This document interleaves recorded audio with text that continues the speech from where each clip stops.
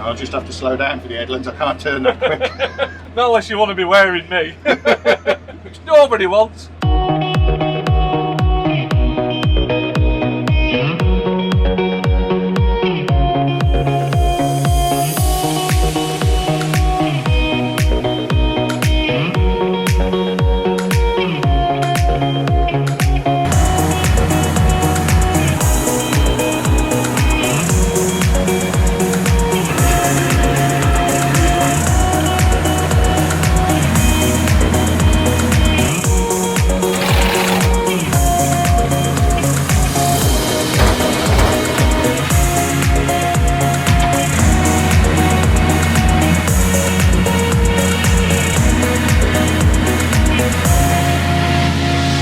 Ladies and gentlemen, hello and welcome along to another instalment of our Kuhn Baler mini-series. Throughout this series we shall be delving deep into the world of Kuhn balers, charting their journey all the way from factory to customer.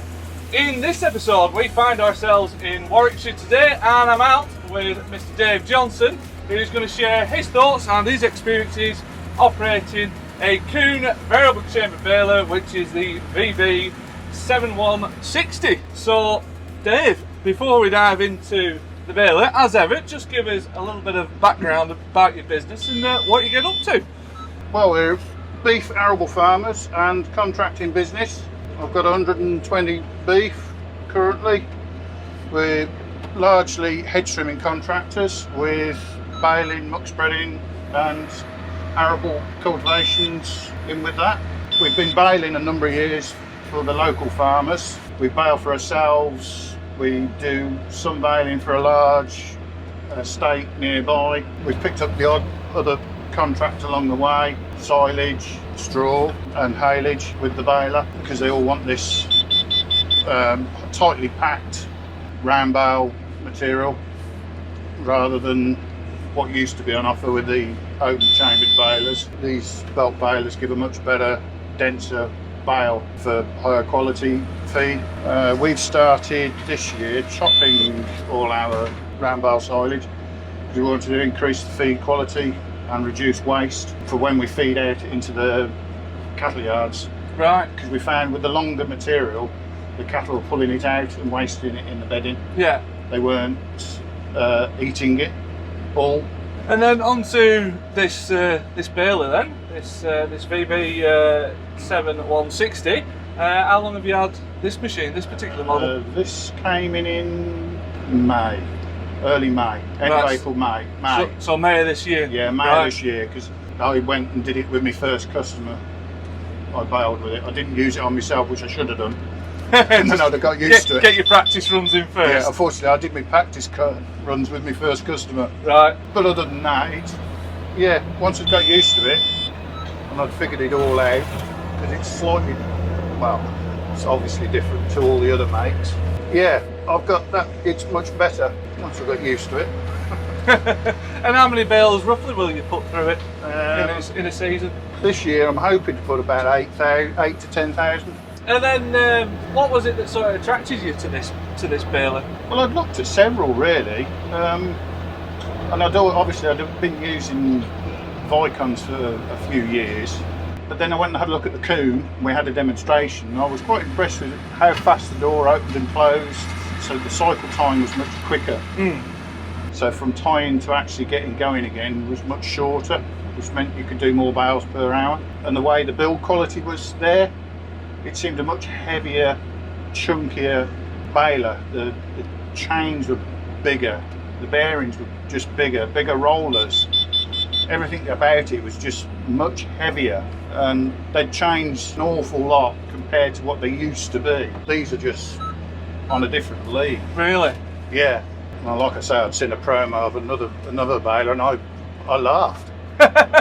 I thought, that's nothing. Obviously, they need to have a look at the Kuhn. Yeah, go and have a word with yourself. Yeah, because they are completely different machines. Yeah. I mean, I spec this one on the big tyres because they don't normally come with these really big tyres. I was going to say it's got some fairly big boots on this baler, hasn't it? Yeah, especially following it down the road just then. Yeah, it's wide. I had noticed that.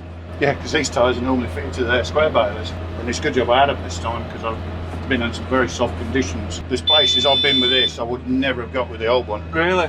Yeah, I'd have been stuck. And am I right in thinking this baler replaced 2 round balers, did it? Yes, we did. Replaced a Vicon and a Welga. Right.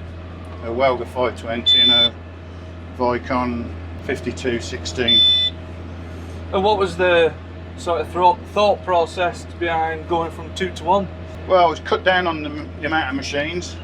One wasn't being used a lot, which, yeah, we used to run both of them. My son would run one and I'd run the other, but we're not doing as much as we used to. So what we are doing, we decided to make it one machine and just make it work harder to do, to do what work we have got. Hence a heavy duty variable chamber baler.